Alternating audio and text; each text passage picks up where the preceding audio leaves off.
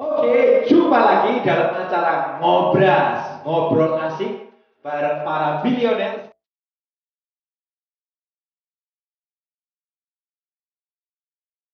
di HTI. Dan kali ini saya bersama dengan para narasumber, yaitu dari para milenial yang hari ini mereka sudah punya pendapatan puluhan juta rupiah per bulannya. Woi. Dan siapakah mereka? Langsung saja biar mereka langsung menyapa Anda sendiri. Ya, perkenalkan ya, nama saya Christopher Abadi Prajuga.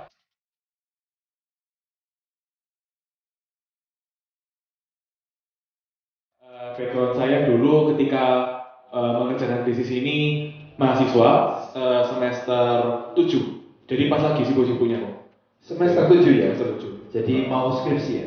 Iya, mau skripsi. Oke. Jurusan apa? Jurusan teknik mesin. Wah, ini kok ketawanya gini loh ya. Mirip saya. Oh, iya, iya. Saya juga teknik mesin. Tapi dia lulus. Iya, Saya lolos. Oke. Oke, perkenalkan saya Dwi, background saya apoteker. Dulu saya memulai bisnis ini mulai mahasiswa.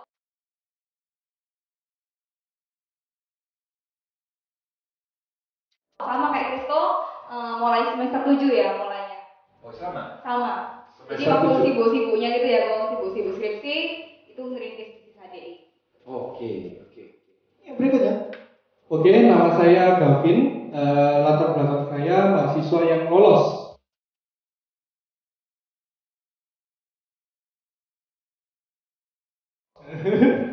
Lolos tuh. Maksudnya apa? Maksudnya apa lolos itu? Jadi saya keluar waktu semester 6. Maksudnya OD kok maksudnya. Iya, OD. OD apa? ODW. Jadi lebih terhormat. Iya, lebih terhormat. Iya, benar loh. Kamu dari jurusan apa? Teknik mesin juga. Teknik mesin juga. Jadi ngomong-ngomong sama teknik mesin. Sama. Sama. Kebetulan di satu kampus yang sama juga. Satu kampus. Iya. Oke. Jadi di sini Kevin atau Kristo yang ngajak duluan? Aku dulu ngajak Kristo. Oh, kamu yang menjebloskan Kristo. Ya, Iya, saya korban. Untuk lulus ya. Iya, untuk lulus. Oke. Jadi kamu mulai semuanya masih mahasiswa dan tadi saya dengar Kristo sama Dwi sudah di tahap akhir ya. Kalau Kevin berarti waktu mulai semester 5. 5. Oke. Nah, berarti ini kenapa kamu mau menjalankan adik ini padahal kan pasti kan ya waktu itu sibuk. Rata-rata anak mahasiswa ya itu tadi pasti alasannya nggak punya waktu kan untuk menjalankan bisnis ini. Nah, kenapa waktu itu kamu mau menjalankan bisnis ini? Padahal kamu bisa sama kan kayak temanmu yang lain. Ya, kalau dari saya sendiri kenapa kok saya mau mengerjakan bisnis ini ya? Karena simple. Yang saya lihat di banyak alumni saya di kampus ya, kan paling gampang gini kok. Kalau kita mau lihat orang itu apa ya? Misalnya itu kita di kampus gitu ya. Nah terus kita tuh mau lihat kita ini bisa sukses nggak sih? Kan paling gampang tuh dilihat dari alumninya. Kan cetakannya seperti apa? Ya. Nah itu yang saya lihat di tempat saya itu bagi saya pribadi belum ada yang sampai kayak gimana gitu, sampai orang yang benar-benar sukses dia punya bisnis gede itu nggak ada. Rata-rata ya sorry to say mereka ya ujung-ujungnya ya jadi karyawan swasta. Kalau nggak gitu ya ngerjain bisnisnya orang tua, bahkan pengangguran sampai sekarang. Oh. Nah kayak gitu. Jadi ya kalau saya sendiri merasa bahwa ya kalau gitu kalau saya tetap mengikuti arus yang ada di kampus saya ya sudah ya saya ujung-ujungnya juga jadi kayak seperti itu kan. Oke. Nah, apakah ada pemikiran karena justru semester 7 yang sudah di titik akhir tapi belum jelas pekerjaan atau masa depannya atau bagaimana? ya itu yang seringkali juga jadi ini ya, jadi dilema buat anak-anak semester akhir biasanya. Jadi anak-anak semester akhir itu baru kepikiran tuh, nanti ini setelah lulus mau ngapain? Nah mereka rata-rata pada stres semua. Nah itu yang dulu waktu saya ini ya, waktu saya teman dari awal sebelum saya kenal HD itu saya memang sudah ingin target bahwa oh iya setelah saya lulus kuliah tuh saya harus kayak gini. Nah waktu dulu pun juga kan masih bingung kan mau ngapain, terus begitu ditawarin Gavin ya, kan kebetulan Gavin ini kan absen saya. Ya saya lihat kan kok awalnya kan oh ini bisnis ya, bisnisnya bisa jalankan ya, produknya juga katanya sih bagus, nah gitu kan. Saya belum pernah pakai kok, jadi ya saya lihat oh ini produk bisa dijual ya, ya udah deh. Kan juga kan dulu kan soalnya ini kok mahasiswa luar kota ya, jadi perantauan, jadi butuh uang. Ya, gitu. Apalagi tanggal tua gitu. Nah itu kok. Ini maksudnya pas tanggal tua ya. Iya, kok bisa pas ya pas tanggal tua. Tawarin bisnis langsung mau berarti.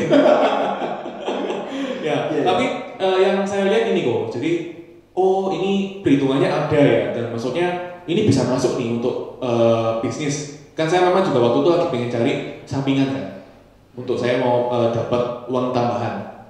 Nah setelah itu setelah berangsur-angsur, singkat cerita ya kan saya juga pelajari kan kayak sistemnya gitu.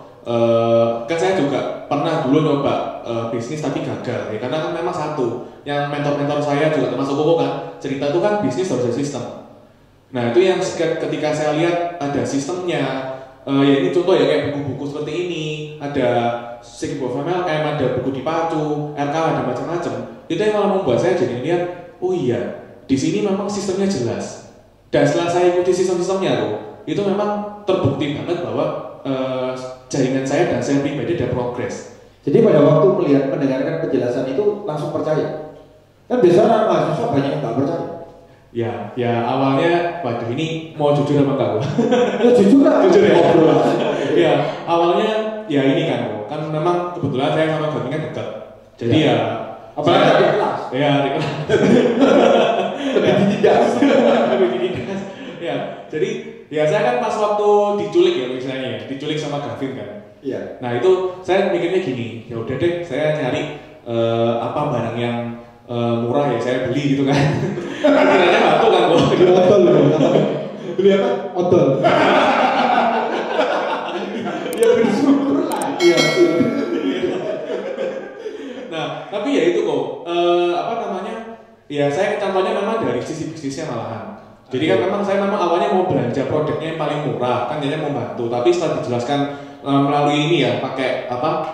Pakai Presto. Ya. Nah itu malah saya ngeliat ya, ini kok bisnisnya bagus banget kayak gitu. Malah saya jadi tolong pemain kok. Ya. Gara-gara waktu itu di presentasi standar pakai ya sistem ini tadi kan, ya pakai Presto. Ya. Kayak gitu juga. Oke, Dwi, kalau Dwi sendiri mengapa kamu pada waktu itu memutuskan untuk join, terus kemudian ya sampai sekarang kan jalan ini serius banget. Ya kenapa kamu pilih HDI?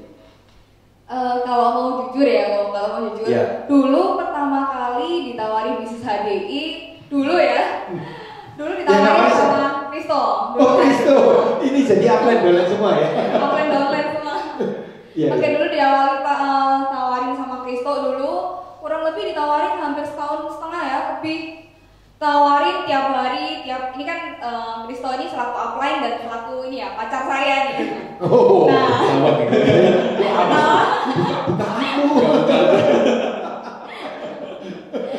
dulu pertama kali ditawarin, jujur background saya, orang tua, saudara itu semua negatif sama namanya MLM. Ya. Oke, nah karena dulu pokok saya pernah ada yang kena tipu karena MLM ini ya money game yang berbackground MLM. Nah, ketika ditawarin MLM, udah saya bilang kamu jangan tawarin aku, kamu ini aja, kamu kalau mau sales sendiri, karena kan kalau MLM konotasinya kan sales ya gue biasa kan, karena belum sales. Dibilang sales. Dan lu mulai memandang sebelah mata Kristo. Betul kan dia pilih sales kayak gini. Jadi waktu itu merasa iya kamu kalau sales sendiri, nah, aku kerja sendiri, kamu kalau mau sales gak usah tawar-tawarin gitu kan. Cuman dari satu hal yang diseneng dari Kristo ini ya, pantang menyerah nih tetap didempetin terus, jadi setiap waktu, setiap menit, setiap detik gitu ya kalau kelihatan. Jadi pacaran nggak ada sayang-sayang ngomongnya HDI terus kan? Jadi semenjak dia join di HDI itu ngomongnya HDI terus, jadi bener-bener sampai saya bilang kamu kalau ngomong HDI udah nggak usah hubungin aku lagi, terus kamu jalan mau HDI sendiri aku nggak mau gitu kan saya. Itu sampai bener-bener ini kok buka kartu ya? Nggak apa-apa, justru ini enak ini. Kita buka-bukaan di sini. Terus akhirnya tuh, selama di follow up itu akhirnya terus ya channel terus ada sebelnya, tapi kan pasti kamu merasa loh ya ini masuk akal. Nah apa yang buat kamu akhirnya betul-betul akhirnya mau terjun di sini dan kemudian mantep gitu di sini? Ya, jadi awal mula setelah dia ngajak untuk olah terus, akhirnya kan dia ngajaklah sekali ikutlah ke kantor. Jadi singkat cerita, Dwi ikut ke kantor kan, pertama kali kantor apa gitu kan ya. Setelah ikut kantor ini, Dwi ikut acara kalau nggak salah EIE waktu benar-benar ikut EIE. Terus oh iya, waktu itu sama dijelasin sama Presto juga, sama dijelasin juga sama Nugroho kan dulu ya. Dijelasin kalau kita iya, dulu awal ketemu pertama kali di ke kantor ketemu sama Koko. Oh, dia nyulik kamu untuk lihat sesinya Nugroho gitu. Jadi waktu itu Koko kan bilang kalau kamu ini kuliah itu yang tidak dijelaskan di kuliah itu apa? Pasti apa? Time management. Terus bagaimana kamu untuk mengatur suatu bisnis itu nggak akan diajarkan di sebuah kuliah. Kuliah itu akan menjadikan kamu apa? Menjadi staff dan kamu akan dididik jadi apa? Hafalkan jadi seorang staff. Jadi kita nggak akan dijadi pola pikir pengusaha gitu kan.